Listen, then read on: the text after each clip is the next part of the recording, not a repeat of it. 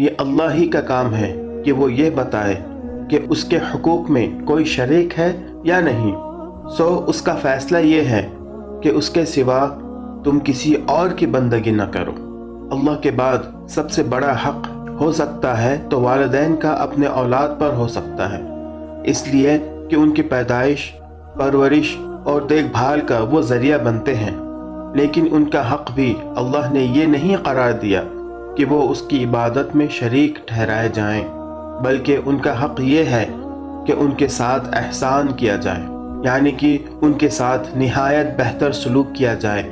اگر عبادت میں کسی اور کو شریک کرنے کی کوئی ادنا گنجائش بھی ہوتی تو اس کے حقدار والدین ہو سکتے تھے، لیکن جب اللہ نے ان کو بھی شریک نہیں کیا، ان کو صرف احسان ہی کا حقدار ٹھہرایا، تو دوسرے لوگ بدرجہ اولا اس کے حقدار نہیں ہیں۔ الحمدللہ رب العالمین والصلاة والسلام علی نبینا محمد خاتم الانبیاء وسید المرسلین وعلی آلہ وصحبہ اجمعین، اما بعد۔ رب اشرح لی صدری ویسر لی امری واحلل عقدۃ من لسانی یفقہوا قولی۔ السلام علیکم ورحمۃ اللہ وبرکاتہ۔ میں محمد عامر سورہ بنی اسرائیل کی تفسیر کی سیریز لے کر حاضر ہو چکا ہوں۔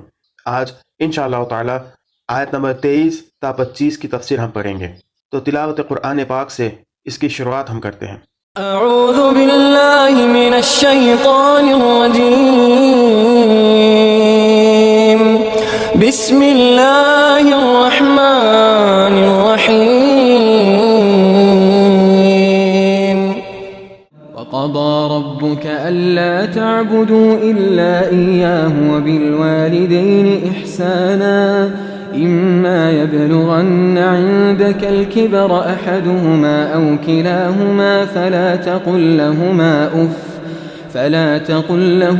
أف ولا تنهرهما وقل لهما قولا كريما واخفض لهما جناح الذل من الرحمة وقل رب ارحمهما كما ربياني صغيرا ربكم أعلم بما في نفوسكم إن تكونوا صالحين فإنه كان للأوابين غفورا۔ وقضى ربک، تیرے رب نے فیصلہ کر دیا ہے۔ یہاں وہ بڑے بڑے بنیادی اصول پیش کیے جا رہے ہیں جن پر اسلام پوری انسانی زندگی کے نظام کی عمارت قائم کرنا چاہتا ہے۔ یہ گویا نبی صلی اللہ علیہ وسلم کی دعوت کا منشور ہے، جسے مکی دور کے خاتمے اور آنے والے مدنی دور کے نقطۂ آغاز پر پیش کیا گیا، تاکہ دنیا بھر کو معلوم ہو جائے کہ اس نئے اسلامی معاشرے اور ریاست کی بنیاد کن فکری، اخلاقی، تمدنی، معاشی اور قانونی اصولوں پر رکھی جائے گی۔ اللہ تعبدوا الا ایاہ، تم لوگ کسی کی عبادت نہ کرو گے مگر صرف اس کی۔ اس کا مطلب صرف اتنا ہی نہیں ہے کہ اللہ کے سوا کسی کی پرستش اور پوجا نہ کرو، بلکہ یہ بھی ہے کہ بندگی اور غلامی اور بے چوں و چرا اطاعت بھی صرف اسی کی کرو، اسی کے حکم کو حکم اور اسی کے قانون مانو، اور اس کے سوا کسی کا اقتدار اعلیٰ تسلیم نہ کرو۔ یہ صرف ایک مذہبی عقیدہ اور صرف انفرادی طرز عمل کے لیے ایک ہدایت ہی نہیں، بلکہ اس پورے نظام اخلاق و تمدن و سیاست کا سنگ بنیاد بھی ہے جو مدینہ طیبہ پہنچ کر نبی صلی اللہ علیہ وسلم نے عملاً قائم کیا۔ وبالوالدین احسانا اما یبلغن عندك الكبر احدهما او كلاهما فلا تقل لهما اف ولا تنهرهما وقل لهما قولا کریما، اور والدین کے ساتھ نیک سلوک کرو اگر تمہارے پاس ان میں سے کوئی ایک یا دونوں بوڑھے ہو کر رہیں تو انہیں اف تک نہ کہو، نہ انہیں جھڑک کر جواب دو بلکہ ان سے احترام کے ساتھ بات کرو۔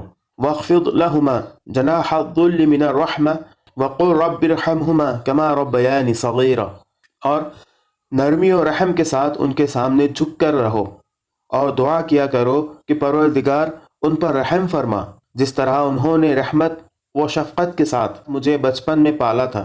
ان کے انتقال کے بعد دعائیں کرتے رہنا چاہیے، خصوصاً دعا کہ اے اللہ ان پر رحم کر جیسے رحم سے انہوں نے میرے بچپن کے زمانے میں میری پرورش کی۔ ہاں، کافروں کے لیے دعا کرنا منع ہے، گو وہ باپ ہی کیوں نہ ہو۔ ماں باپ سے سلوک و احسان کے احکام کی حدیثیں بہت سی ہیں۔ ایک روایت میں ہے کہ آپ صلی اللہ علیہ وسلم نے ممبر پر چڑھتے ہوئے 3 دفعہ آمین کہی۔ جب آپ سے وجہ دریافت کی گئی تو آپ نے فرمایا میرے پاس جبرائیل آئے اور کہا اے نبی، اس شخص کی ناک خاک آلود ہو جس کے پاس آپ کا ذکر ہو اور اس نے آپ پر درود بھی نہ پڑھا ہو، کہیے آمین۔ چنانچہ میں نے کہا آمین۔ پھر فرمایا اس شخص کی ناک بھی اللہ تعالی خاک آلود کرے جس کی زندگی میں ماہ رمضان آیا اور چلا بھی گیا اور اس کی بخشش نہ ہوئی، آمین کہیے۔ چنانچہ میں نے اس پر بھی آمین کہا۔ پھر فرمایا اللہ اسے بھی برباد کرے جس نے اپنے ماں باپ کو یا ان میں سے ایک کو پا لیا اور پھر بھی ان کی خدمت کر کے جنت میں نہ پہنچ سکا، کہیے آمین۔ میں نے کہا آمین۔ ایک انصاری نے حضور صلی اللہ علیہ وسلم سے سوال کیا کہ میرے ماں باپ کے انتقال کے بعد بھی ان کے ساتھ میں کوئی سلوک کر سکتا ہوں؟ آپ نے فرمایا ہاں، تم 4 سلوک کر سکتے ہو: ان کے جنازے کی نماز، ان کے لیے دعا و استغفار، ان کے وعدوں کو پورا کرنا، ان کے دوستوں کی عزت کرنا، اور وہ صلہ رحمی جو صرف ان کی وجہ سے ہو۔ یہ ہے وہ سلوک جو ان کی موت کے بعد بھی تم ان کے ساتھ کر سکتے ہو۔ ربکم اعلم بما فی نفوسکم ان تکونوا صالحین فانہ کان للأوابین غفورا۔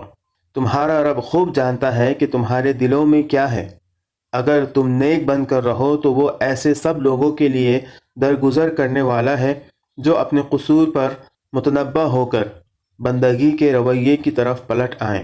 اس آیت میں یہ بتایا گیا ہے کہ اللہ کے بعد انسانوں میں سب سے مقدم حق والدین کا ہے۔ اولاد کو والدین کا مطیع، خدمت گزار اور ادب شناس ہونا چاہیے۔ معاشرے کا اجتماعی اخلاق ایسا ہونا چاہیے جو اولاد کو والدین سے بے نیاز بنانے والا نہ ہو، بلکہ ان کا احسان مند اور ان کے احترام کا پابند بنائے، اور بڑھاپے میں اسی طرح اس کی خدمت کرنا سکھائے جس طرح بچپن میں وہ اس کی پرورش کر چکے ہیں۔ یہ آیت بھی صرف ایک اخلاقی سفارش نہیں ہے، بلکہ اسی کی بنیاد پر بعد میں والدین کے وہ شرعی حقوق و اختیارات مقرر کیے گئے جن کی تفصیلات ہم کو حدیث اور فقہ میں ملتی ہیں۔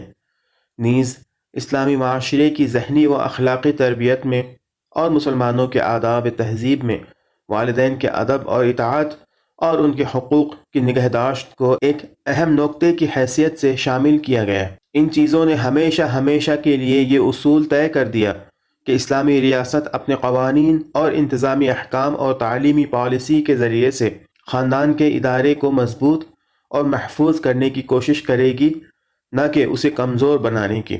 آج کے لیے اتنا ہی۔ اللہ رب العزت سے دعا ہے کہ اللہ تعالی ہمیں اپنی ماں باپ کی اہمیت و منزلت کو سمجھنے اور ان کی خاطر ان کی حیات میں ان کی خدمت کرنے اور ان کی حیات کے بعد ان کے لیے دعائے مغفرت کرتے رہنے کی اللہ ہمیں توفیق عطا فرمائے۔ آمین۔ وآخر دعوانا ان الحمد للہ رب العالمین۔ والسلام علیکم ورحمۃ اللہ وبرکاتہ۔